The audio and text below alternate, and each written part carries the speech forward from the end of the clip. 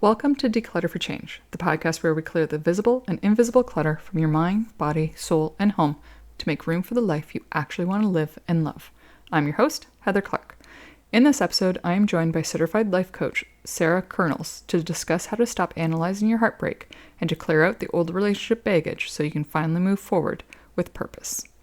Sarah is a certified life coach helping recently single women turn their breakup into the best thing that has ever happened to them. Sarah's signature method, from hot mess to badass, guides clients through healing and into creating a life beyond their wildest dreams. Prior to coaching, Sarah worked backstage in the offices of professional theaters in Baltimore, Maryland. She currently lives as a digital nomad, exploring the world.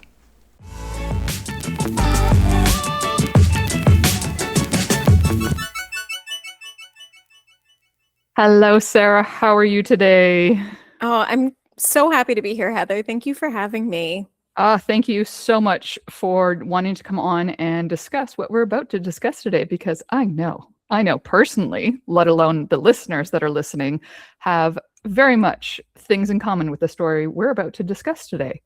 So on that topic, how on earth did you get into becoming I don't know if you call yourself a breakup coach per se. Is that what you call yourself? I do, because I don't have a better way to describe it. But you know what? Sometimes simplicity is actually the best thing. Yeah. So exactly. how, if it isn't obvious to our listeners, how you became a breakup coach, but how did you get into this? How did you realize that, hey, I'm not the only one that's, gone through this, so therefore I can help people? Yeah. Well, yeah. I mean, obviously, it was a breakup that inspired this. I had been with my partner at that time for almost 5 years. We were living together, and we just had this whole life vision of we'd be 80 years old holding hands sitting on our front porch. He and I just saw life together. And sure, we'd had some bumps, but I thought those were normal bumps in the road. And lo and behold, he came to me one day and he said, Sarah, I love you. I just don't see a life with you anymore.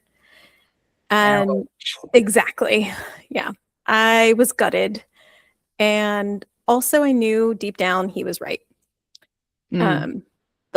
We loved each other a lot, but that did not mean that we were compatible for spending life together. And what that left me with, it was really the first time I was going through a breakup with no one to blame. Nobody cheated. Nobody was the bad guy. I was just total agreement of this hurts like hell. And how do you move forward from here? What does that look like to rebuild a life that I thought I knew what it was going to look like, and all of a sudden it's totally different. And it was a very different process for me than anything I'd done in the past. And the other thing I was really clear on was I'm not going back to him, because that had been our cycle of breakup, get back together, break up, get back together. Oh, I know that. I know that with one and one only. And I was like, what was I thinking? Oh, yeah. Honestly.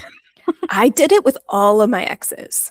Oh no! See, I'm a once and done kind of there girl. You go. I'm usually, except for this one, and it was so weird because I was like, after years later, I looked at it and I was like, what was I honestly thinking? Of course, brain. Obviously, you don't think. You're not thinking logically when you're in that moment. And, when you get back together, when you break up, when you get back together, and then all of a sudden, the last one, I was like, the reason why he broke up with me and everything. I just went, okay, yeah, no, I'm done. I'm out. Yeah, exactly. Yeah. And so I was truly throwing spaghetti at the wall of how do you get over somebody without going back to them so that I could feel better in the long run? That's really what I was just trying to solve for. And I had been a coach at that time. I had the tools. Mm-hmm. So I used a lot of what I had at my disposal. I also got a lot of support. I enrolled for a whole bunch of programs.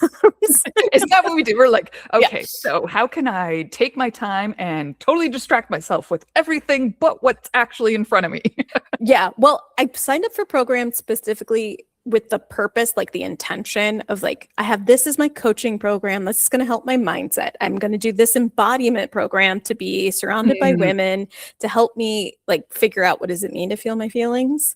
Gotcha. Yes. Yeah. Okay, there you go. So And you actually did the practical ones. I did do practical. What's that like? Yeah, right.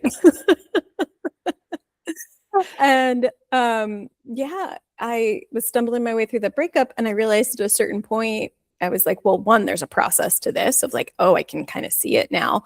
But two, I also saw the point where I would normally turn back to my ex, and I was like, oh, here's the trouble spot, and I just have to solve for this moment and get through it and get to the other side.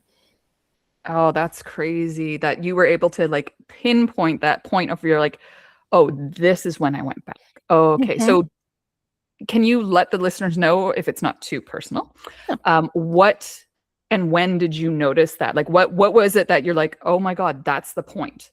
That Yeah. was the point that I was like, my body wants to go back. Because again, it's not just our head, it's not just whatever, it's the body wants to go back. We miss it. We do this, we do that, whatever. And it's like, at what point did you realize that that was it? Yeah.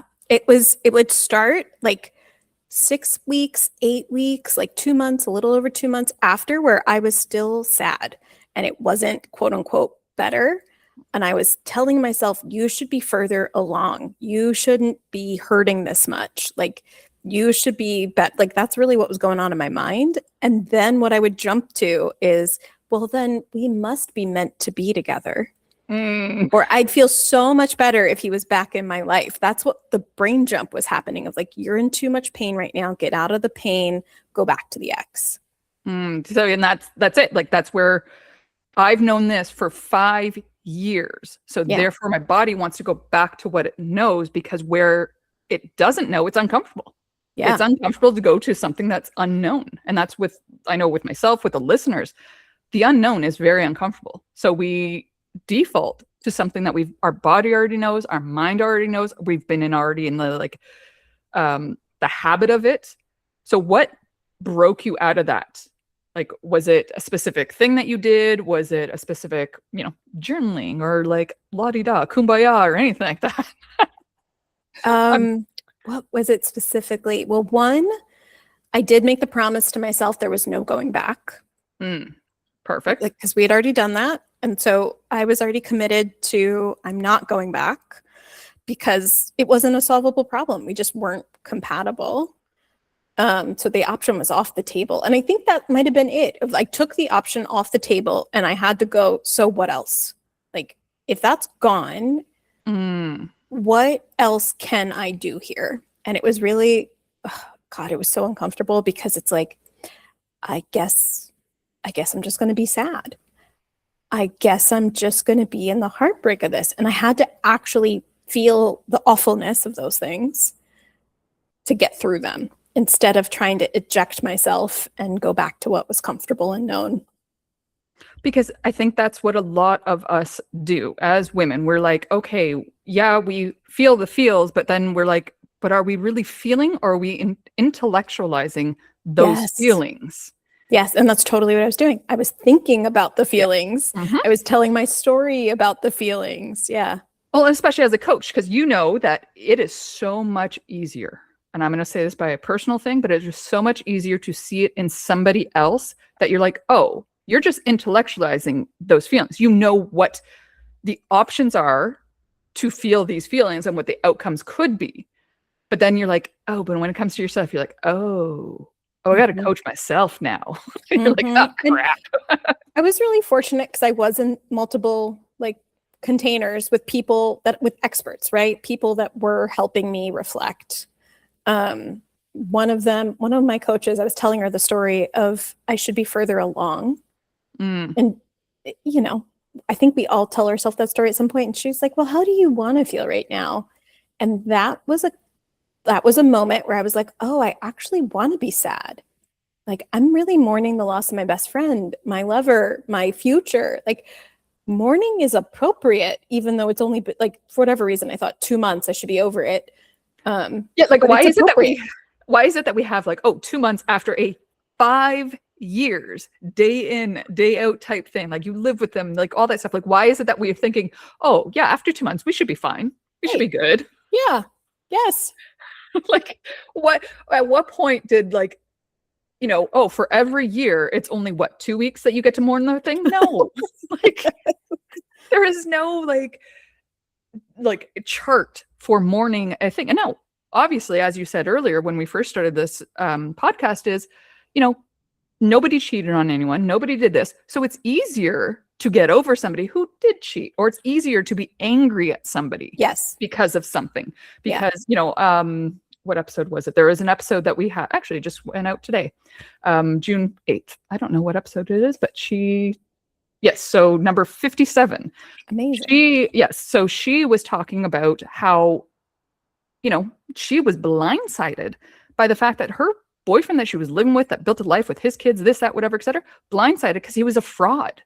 So it was easy for her to, quote unquote, easy for her to hate him, to do this, but still there was that enmeshing of the lives. There was that whole entire thing of, why do we say that there has to have a time limit of when we should be, quote unquote, over? Now, what do you think about people who go from one relationship and then immediately after they're already in another relationship? They haven't even, processed any of those emotions. What are your ideas on that? Because I have my own personal, but to me, when I see that, what most often is happening is there's a compartmentalizing of like, that relationship fits in this box, which has nothing to do with this new box, with this new person. And it's really an avoidance of any of those harder, more difficult feelings, the grief, the pain, the reckoning of what was your contribution to the end of the relationship, right? It's really skipping over all of that and jumping into the next one. Yeah. Because again, you see it where you're like, oh, okay, oh no, you guys broke up, oh okay, unfortunate, blah blah, and then all of a sudden, like next week, the person's with somebody new, and you're like, didn't you just break up with somebody that you were just with for like years upon years? Yeah. And I mean, I'm not going to say that it's always an unhealthy thing, because I have known people where they like check out of the relationship years before the relationship actually ends. Yep, I have seen that happen. But also, like, I don't know. It's just so weird to me because, like, now again, like I said, I have my own opinions, and my opinions are, for me personally, when I end a relationship, I'm not even close to thinking about the next one for a long time. Like, I have not been in a relationship since September of 2023. I don't really plan. Now, obviously, now I'm okay to be in a relationship if one was to come. Am I going on apps? No. Not nowadays. No way. I've seen way too many horror stories about that. But for me, it takes me time, because for me, I find you've enmeshed with somebody. You have been intimate with somebody. To me, that's a spiritual thing.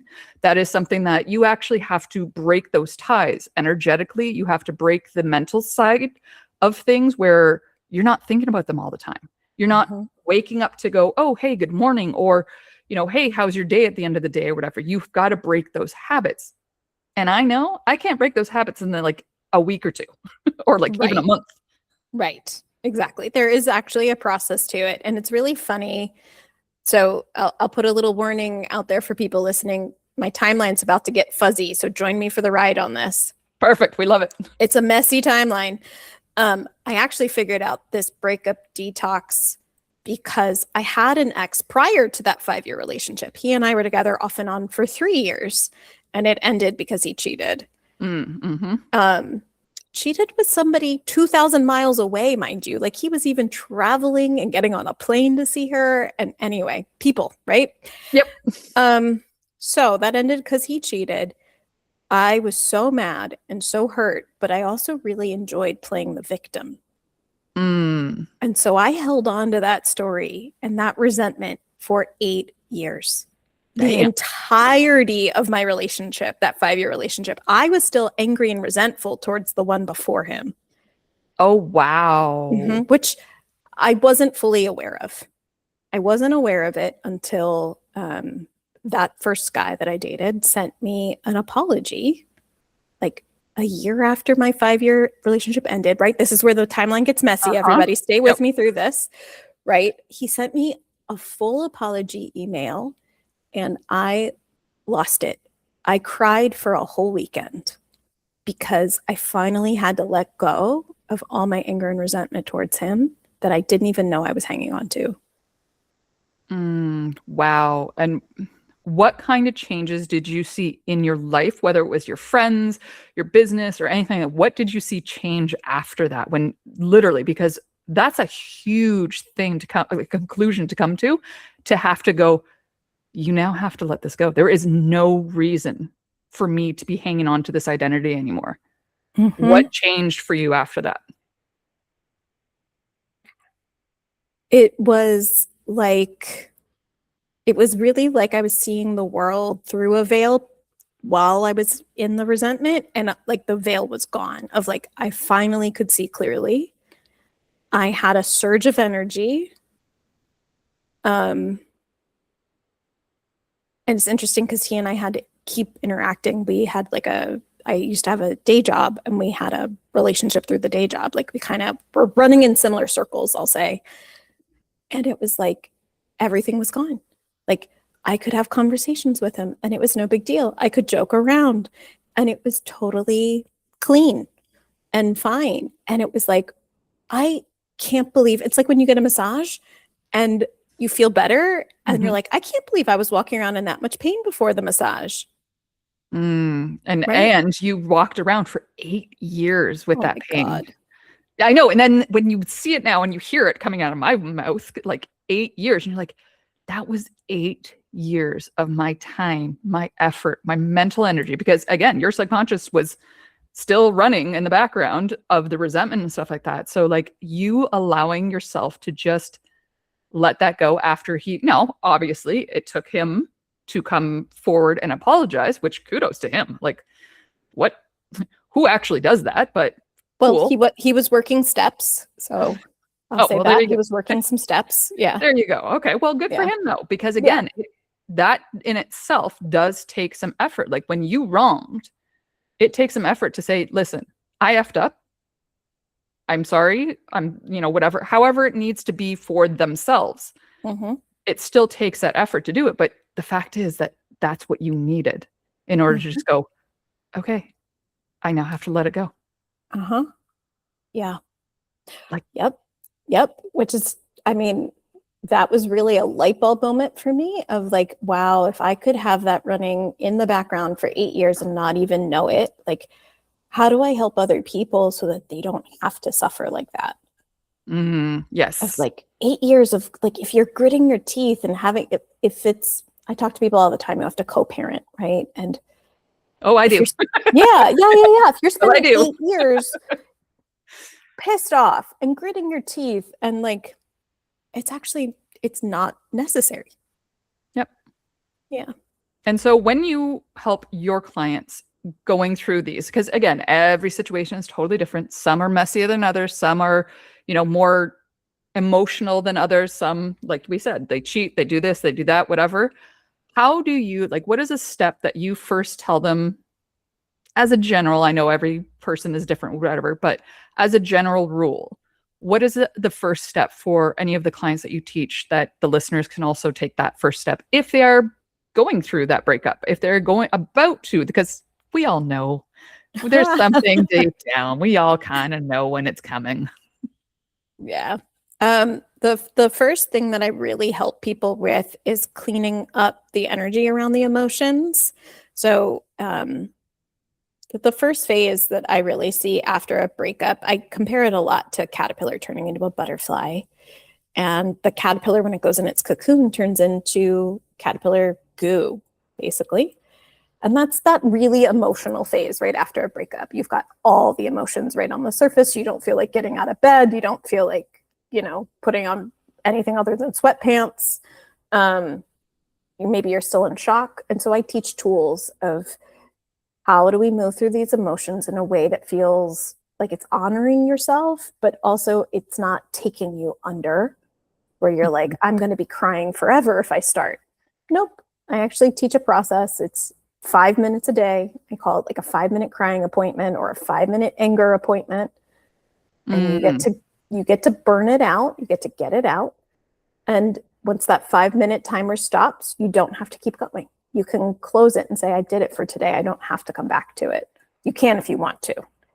But people find, that consistency helps and it moves it through. And well, because also when you're in the middle of your day, let's say you're at work, you work at a, regular job and stuff like that, and something comes up, because we all know that like bubbling feeling of the emotions, you can give yourself, nope, these are not my 5 minutes. This can come back. Correct. Yeah. This can come back. Yep. When I've scheduled my 5 minutes, and whether it's 5 minutes in the morning and 5 minutes at night, because, the beginning of the day and the end of the day, just to be able to clean it out and to clear it out. Because again, if we keep bottling it up, we know what's going to happen with that. That's just going to end up being an explosive where one day somebody is going to get that explosive bomb on them that was not even close meant to them. Exactly. Yeah, exactly. Yeah. So what is something that you suggest to not at all do? So now we got the what to do. What is something you're like, whoa, big hard stop. Don't do this while you're trying to, go through the breakup. Oh, don't start a new meditation practice. People always reach for meditation in times of crisis. If you're not already consistently meditating, what happens when you start a new meditation process is everything comes up to the surface. And no, don't do that to yourself. That's just mean. You're like, don't do that to your body. Like, let's leave that for when you're ready to get everything that's already boiled up. That's not the breakup. Exactly. Let's create a little stability, a little bit of like some foundation again, some ground underneath your feet, some consistency, and then you can add in the meditation. But, the middle of a breakup is not the time to start a new meditation practice. And that's the thing. So like, I know a lot of places, like you were saying, a lot of people want to start it because that's the thing to do. That, all the gurus out there like, it's self-care. Exactly. It's not. First of all, I can tell you, meditation for me on the traditional way where you just sit there and you hold the, quietness or whatever, that doesn't work for me. In fact, that makes me angry. So if I'm going through a breakup and I try to meditate as I'm already angry because I can't meditate properly, that's not going to work for me. So yeah, I totally agree with the fact of like, don't try something new in that sense, because the emotional, the mental side of it, it's going to wreck you. Yep, exactly. I also say use your distraction tools and your numbing tools, use them on purpose. I'm not going to buy that. Yeah. So most of us are not using them on purpose. Most of us are just turning on the Netflix and letting ourselves binge until it's, 1:30 in the morning. We're like, I guess I should go to sleep because my brain's been so distracted. Or, people say, oh, I started a new gym habit. Like I'm going to the gym every day and it's not really working because I come home and I'm still thinking about my ex. So when we try to engage with being busy, or we do something like eating a pint of Ben and Jerry's in order to feel better. I can say that's never been my thing. Food has never been my go-to, which is good for me. Good for you. It's one of mine. It's opposite usually for me. When I'm like completely stressed, like when I was going through my divorce and everything like that, I went opposite. I forgot to eat. So that's also not the good thing to go through, by the way.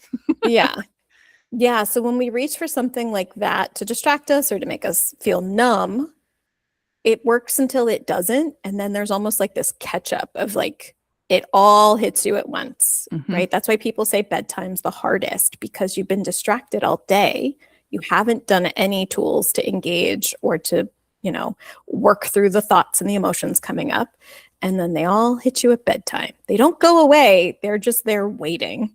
Yep, they're just waiting in line, and then all of a sudden, you calm down. Let's go to bed. Oh, okay. Yeah, you calm down enough. I'm coming up. Yep. Let's remind you of the last 3 years of stuff. And about this. And about that. And then, of course, that's when it gets to the 3 o'clock in the morning, 4 o'clock in the morning. You're like, I got to get up. That's 6 o'clock in the morning. This is not doing me any good. Yep. And that affects your sleeping. That affects your mood. And the next day, and Lord knows me and sleep, we need each other. Oh yeah, absolutely. But I find that it's very different than somebody who says, you know what, I'm going to watch a comedy special because it'll make me feel better. I'm going to choose this hour of time because I'm tired of crying. I'm tired of thinking. I'm tired of processing. I need a break. Giving yourself a break can be healthy if you choose it consciously, not just an unconscious checkout of like, let me distract myself and not think about anything ever. Now, do you suggest, like, so you said like the hour, or let's say a show, like a movie or whatever, comedy movie. Do you tell them like, hey, and set the alarm? Because I know when people go into a movie, then it goes into the automatic, oh, here, I'm going to play this one, and then this one, and then that one.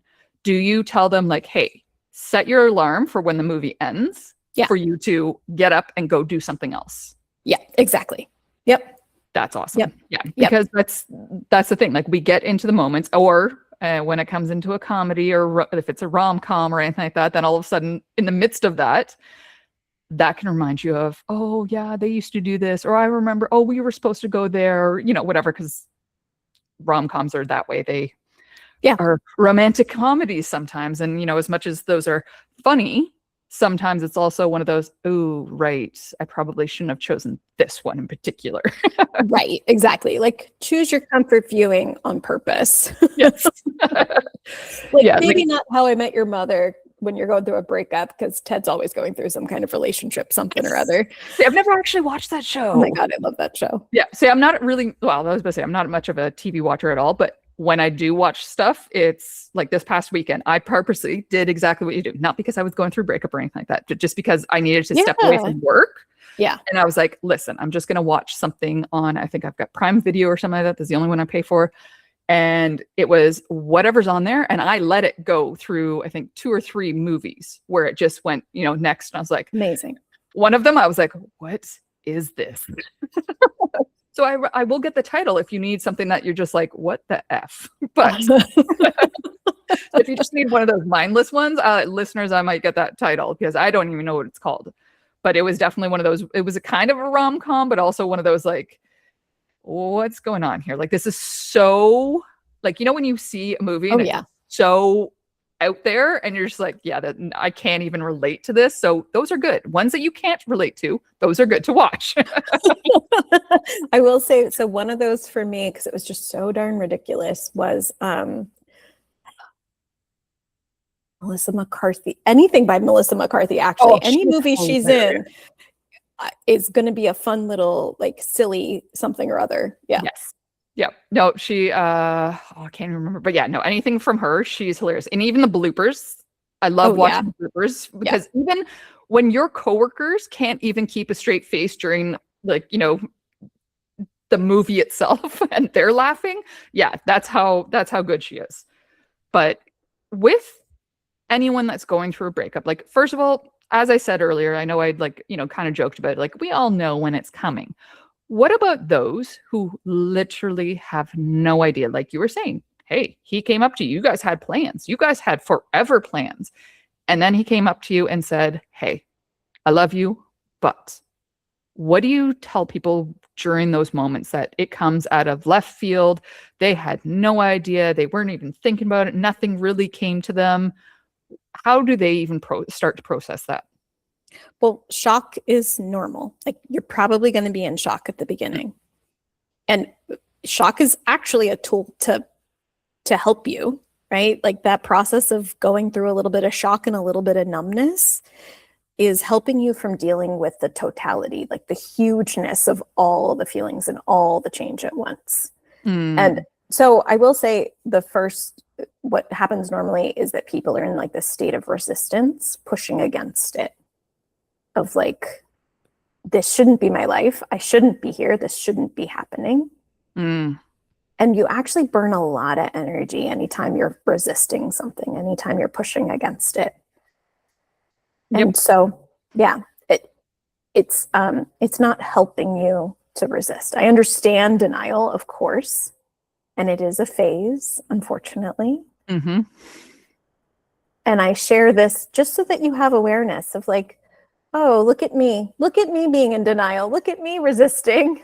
Yeah. Well, because that's the thing. Again, we can see it in other people. Like if we had a best friend and whatever, and we're seeing exactly how we're going through something, we saw it in them. we could totally see it. We can be like, oh, well, no, this, that, whatever. But when it's ourselves, because you're right Mhm. in the middle of the messy middle, Mhm. it is so like we cannot see 90% of it. Yeah. And all you can do, the best thing you can do is to be really kind to yourself. And that's what a lot of listeners are not used to doing. Right. We have to be really, really kind and I think it's helpful to start asking, what's the most loving thing I can do for myself right now? And it doesn't even have to be big. Oh, Like it no. literally does not. Go have a bath. If you love baths and you were never able to take a bath, go take one. Yeah. Go for a walk. Have a Yep. glass of water. It can be very small. It usually is. Like, what's the Yep. most loving thing I can do for myself? I could probably walk around the block. Yeah. I know a lot of, for me, it was the not doing something. Mm-hmm. It was because, again, being with somebody like, especially the one years ago, so back in 2014 to 16, give or take, 3 years around that, we lived together for 1 year only. Worst decision. It was funny because he had asked me in May and I didn't actually make the decision until September. And that should have been my red flag right there. Mm. But at the time, my situation, all that stuff, it was like, okay, yeah, let's do this. And for that full year, it was me just go, doing whatever. So when we broke up and I was by myself and, the kids were at the dad's at the time and stuff, it got to a point where I sat down for the first time and it was quiet. And I didn't have anything to do. I didn't have any appointments. I didn't have work to do. I gave myself a little bit and I was like, what is this? I am not used to this. Mm. And so that's the part that I had to get used to after that breakup, because that breakup actually broke up because he actually cheated on me. He was actually one of those 2,000 miles away cheater. Every time he was on a business trip, every time, I found that out. Oh, man. It's crazy because I found that out after the fact because I had a cleaning business at the time that I was actually cleaning for one of his best friends. And it found out through him where I'm like, well, isn't this, and I'm a puzzle piecer. And I'm like, Oh, wait a second, we not, I'm like, yeah. And I'm like, and I should have known better. But again, and that's the thing. We always say that to ourselves. I should have known better. Is but that how something? could Exactly. you? Yeah. Like, the only time we say that is in hindsight. You Yep. never say it in the moment. You only say it after you have new information that you didn't have earlier. But why do we say that to ourselves? Like, especially as women, as high achieving women, we're like, oh, I should have known better. I should have seen the signs. I should have done all that. As we say, I shoulded all over myself. Even with you, you were saying, oh, I should have done this and I should Right. do that. But why do we do that? Like, what compels us to think like all of it is on us? Oh, man, I'm going to lose sleep over that question, I think. Like, why do we do that? That's a really good question. I think I wonder if it's also a product of we've been conditioned to take on so much responsibility for the other people in our life. I wonder if it's an extension of that, of like, oh, I'm really smart. I should have seen this. I should have put all the pieces together earlier. I wonder if it's an extension of our overfunctioning conditioning. Or it's like the guilt we throw on ourselves for some reason, because we would not do that. If it was my best friend that has said the same thing, it's like, you know what? No, it's not your fault. It's his. It's whatever. I never would have been like, oh, you should have known better than that. Right. But yet we'll talk to ourselves in such a way that it's guilty. And we're already feeling bad about the breakup. We're already feeling bad about the fact that, I had to move out and all this stuff, had to move the kids, and I was in the middle of court and all that fun stuff. That was a good time right there. Oof. Oh yeah. Let's just I say I broke down after that. Like there was definitely a moment in like when everything did settle, I realized like how much I was just running on, I don't even think I could call it fumes at that point. I was just doing it just to do it, just to survive. Yeah. Okay. So I have a theory, and I would love your listeners to chime in on this theory, and they can let me know if this resonates. I think we are shooting all over ourselves because it's easier to blame ourselves. It's easier to point the finger at ourselves and feel bad in that way than it is to feel bad about like the grief, the heartbreak, the pain. I think we are using pain to escape other pain. because we intellectualize the feelings because we That's don't it. want to feel it. Yes. Did we just solve this? I think we Just solved it. Podcasting over. Done. Goodbye, ladies and gentlemen. We are done. But that's it. I think that's what it is. It's when you're in the midst of it, you want to intellectualize because it's easier. Yes. To, especially as, very intellectual women that we are, every listener that's listening, every woman that's like, I know you're an intellectual woman. You know how to run a business. You know how to run a family. You know how to run a household. And yet when it comes to you and having to actually feel the feelings, it's like, no, it's easier to intellectualize them than to actually feel them. So therefore, I'm not going to feel them. I'm just going to be like, oh yeah, I'm going to shit all over myself because it's much easier. Yep. We figured that one out. We figured it out. We figured it out. Done. Oh, good. Now we can both sleep. There we go. You know what? I might actually not be able to sleep regardless because I've been having weird dreams lately. But that's a normal thing for me anyways. I've done that ever since I was a kid. Okay. But when it comes to like you and your other half at the time, you guys had lifelong dreams. Mm-hmm.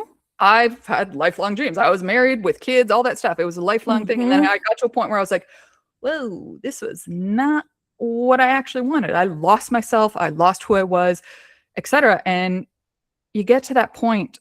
How do you actually separate? Like, what are some like practical steps? Because I know what I did. It was not the healthy side of things.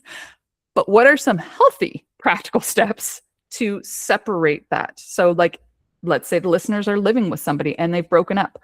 What are some practical steps that they can go, okay, make it easier on myself as opposed to shooting all over myself? Yeah, if you're living with somebody, it's definitely a boundaries conversation that you have to have with yourself first. Not with your partner. Don't start with them. Start with you. And I say this because I talk to people about this all the time. They're like, well, my partner would like to keep talking. My partner would like to keep having meals together. Like, but is that good for you? How are you feeling about it? Yep. You're like, I'm seeing that you're starting to cry as we talk about it. So like, maybe this isn't actually helpful for you. So start by checking inward of where do I feel like I need some space? Where do I need sort of a gate, I'm seeing like a nice picketed, like a baby gate, a picket fence with a door that you can open if you want, right? It doesn't have to be a wall. Where do I need some separation for my own peace of mind? Because that's it. Because again, I know for a lot of listeners, if you are living with somebody or there's a marriage and the marriage is, done, you're living together. And especially right now, it's not easy finding another place or not easy, separating things, especially if you're, you just signed a lease or whatever the case may be. It's like one of those things where it's like, you need to, like you said, have the boundary with yourself. Because it's so easy when you're under the same roof to all of a sudden go back in the bedroom that, maybe you're having a couple drinks or whatever. I've seen and heard that many times where people are like, oh, well, we were having a couple drinks and we started talking and then, we're watching a movie and then we got all, then and then it gets, and you're like, but that brings you right back down to square one. And so it's like having that boundary with yourself from the beginning, from that point of, okay, for breaking up, yes, we live together, but where am I going to make sure? Do we have to separate bedrooms? Literally have to separate bedrooms, yes, which, by the way, I do suggest. Yeah, me too. Yes. And actually, my next piece was going to be create at least a tiny space for you, even if it's this chair in the living room is my chair right now, or this room I'm commandeering as my room, whatever it is. Can you carve out a little space for you to have your focus just on you? Yeah. And not on the relationship, not on what needs to be done next, whether it's packing stuff or finding a new place or them packing or making sure it's so that you can escape. And I'm not saying escaping life, escaping whatever. It's so that you can get away from the noise. Yes. and have space to actually think your own thoughts. Because I think that's what my problem was too. A lot of the times, because I was going through court, because I was doing that, I don't even think half the thoughts I was thinking were actually even mine. Yep. So it's like, have that space that you can be quiet. So you can actually sit with your thoughts and your feelings and all that stuff, because that's going to be, I think, to me at least anyways, that's going to be the hardest part. It's not in all the noise. It's like you were saying earlier, not keeping yourself busy, not going on with life, with the work or with the kids or with schooling stuff or whatever, if you're doing that. It's in the moments where it's just you, your thoughts, and your feelings. I find that that's the hardest part. Yes. And I will also, I'll add one more tool for people I tell my people to do a thought dump every day. Like take out your mind trash every 100%. single day. Get your brain empty. I particularly like this before bed of whatever's in your brain, just write it down. You don't even have to keep it. You can throw it out at the end of the day, but you just don't burn it. You can burn it. Yes, I love burning. Yeah. You don't want that in your brain. You don't want it in your head. Because, and that is a huge thing, even with when I work with clients with decluttering, is literally a brain dump is your best friend. Brain dump, mind purge, whatever you want to call it. It's literally writing and not even like thinking about it, just writing everything down. Get it out. Yeah. Get it out. Because as you do that, you start to realize that there are things that were in your head afterwards that you're like, what was I thinking about that? But it brings it to the surface so that if you choose to the next day or an hour later, or with what I teach my clients and stuff of that, is usually cross off the things you cannot change. Because if you can't change it, why, like it's done. Like it's one of those things, like you got cut off this morning in traffic. Cool. There's nothing you can do about it right now. So let's just cross it off physically, pen to paper, cross it off. Because there is that connection with your head, like your hand to your head, that when you write things down in pen to paper or pencil to paper or marker, whatever, it's actually getting it out. It is a neurological thing as opposed to just typing it on your computer. And I don't know, I'm not a scientist or anything like that, but there is a neuroscience to it, saying that is actually a way to actually get it out of your head, and to act when you can see and in your better emotional state to look back and go, because I like literally, listeners, I'm showing a book right now. I just went through this. This is a notebook from 2 years ago, 3 years ago, 2020 as well, I think it was. And I went through it, and just seeing the thoughts I had then versus if I was in the same situation now, I'm like, oh, I would choose differently now. That is awesome. That's the growth. That's growth. Yeah. Like that's huge. So when you can do that, just throwing it all out, and you don't have to do anything with it. Like you said, you can just burn it, just get it out. I, on the other hand, also like to just, depending on what it is, cross off things you can't change. And if you can change it, change it. If not, then let it go. Yeah, there you go. There you go. All right. So I think this is a good time to start with I know with every podcast I do what I call the 4-pillar finish, which is my own entire business, my entire thing I do with everyone is your mind, your body, your soul, and your home. You have to declutter. You have to let go of things in each pillar, because you cannot do one without affecting the other, and you cannot only do one. You got to do all 4. So for the listeners today, Sarah, what are some tips, one for each pillar, that they can take home with them to do with if they're going through a breakup, if they just had a breakup, if they know one's coming?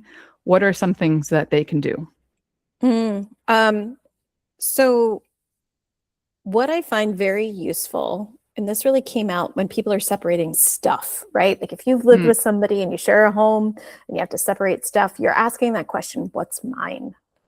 Like, what is mine? And I want people to use that as they're approaching the mind, body, soul, and home, because we pick up other people's stuff all the time and we internalize it. And I want you to start thinking in each of those areas, what is truly mine, right? And they're going to be parts that you're going to reclaim from that relationship that that might be your responsibility, right? You might have I mean, of course, like the big things are like, if you were the one that cheated, that is your responsibility to clean up, right?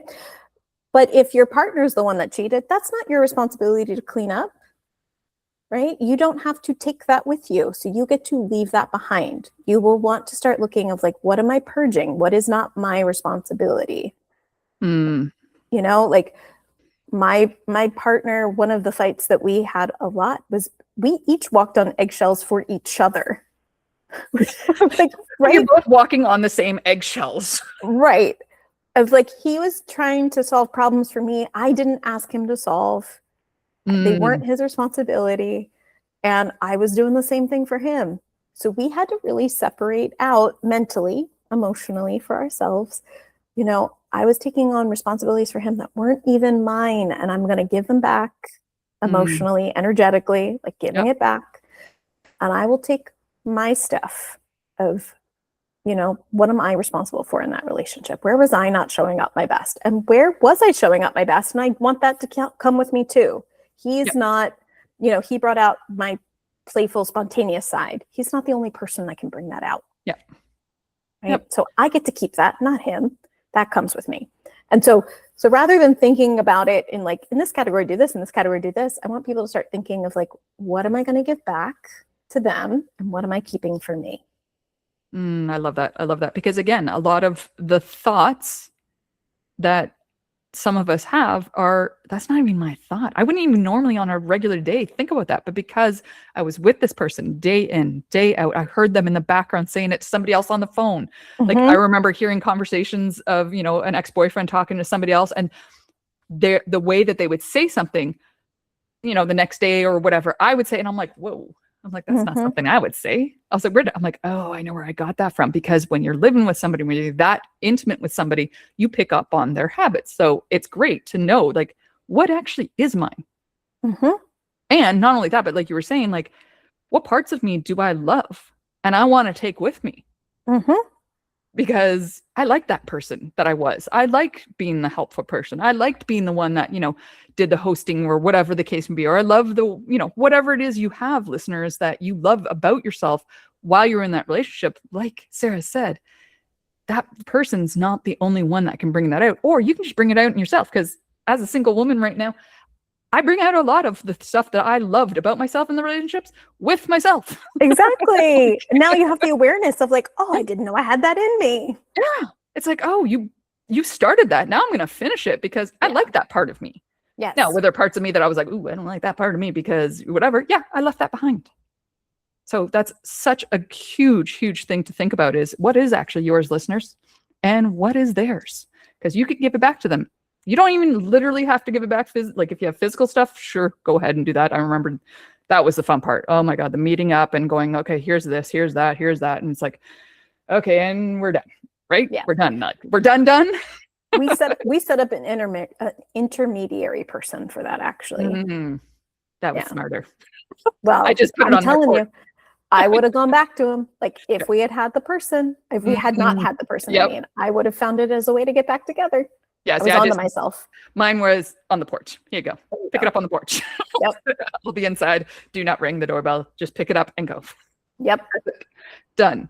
All right. Thank you so much. I know we could probably talk about this for a while because let's just say relationships are an everyday thing for people. Whether you are in one, whether you're in with yourself, or whether you're about to exit one, they are always part of life, no matter what. It's just a matter of being able to see it and know that you don't always want to intellectualize the feelings. You get to feel the feelings. Yes. So is there one last tip? Like, you know, as we were going through this podcast, as we were talking and stuff like that, is there one last tip or one last like saying or something like that you're like, yeah, I really wish I could just tell the listeners this one thing? Yeah. So a quote I tell my my clients all the time, it's from Reverend Michael Beckwith, and he says, pain pushes until vision pulls. And so one of the pieces we didn't talk about today was how important it is to have a future vision for yourself of what are you walking towards in your next chapter. It's not just about, you know, it's not about them. It's not about your ex. It's not about the thing you're leaving. It's actually what you're walking towards. And so the reason you're decluttering, well, I'll just say this, there is a reason that you're decluttering. Yes. Like there is a bigger purpose to it. You're not just doing it to do it. And we're not leaving this relationship in order to feel awful. We're actually transforming into something new. You're starting a new chapter of your life. And if we can give a better purpose to it, a better reason that you have this space in your life, or that you're letting go of the past, it's so much easier to be walking towards something than walking away. I love that. I love that. I'm so glad that you were able to wrap that up with that, because again, I know there's a saying, and I definitely am not the one that said it, but it's let go to let in. Yeah. And sometimes, yeah, as painful as it is to let go of the relationship, the 5-year, the 10-year, the 20-year, whatever it is, you've got to let that go. Like you said, like you did 8 years. And then when you finally let go, the amount of transformation you had in your life, I bet was like huge. Unbelievable. Yeah. Like it really was. Unbelievable. Yeah. Yes. And in order to, go ahead. Oh, no, go ahead. What were you No, I was just going to say, and in order to actually do that, you had to let go. Like there is no way that you would have had the transformation, anything that you are doing right now, had you still been hanging on to that. Correct. Exactly. It's exact. I mean, honestly, that's probably like gave me the biggest download of how to help people the most, was when I realized like that resentment's got to go.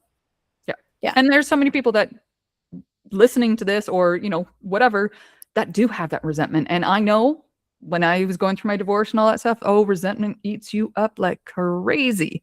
Yeah. And then when you just say, you know what, fuck it. And then you're just like, you know what, they are them, I'm me, and that's it. Mm-hmm. And then when you let that go, my God, it feels like an entire energetic lift off your shoulders, off your brain, off your heart, and everything like that. And it's just like, why was I hanging on so tight to that? Yeah. So, yes. Yeah. And I mean, with that said, you've said several times of how hard it is to see it when you're in it. So I would love to offer your listeners a free breakthrough call with me to help them see what their 3 biggest opportunities are, so that they have a path forward of how to move forward with purpose, not just pain. Beautiful. And listeners, I will make sure that I get that link from Sarah, and I will put that in the show notes. Is there anything else, Sarah, that you would like to leave listeners with before we go?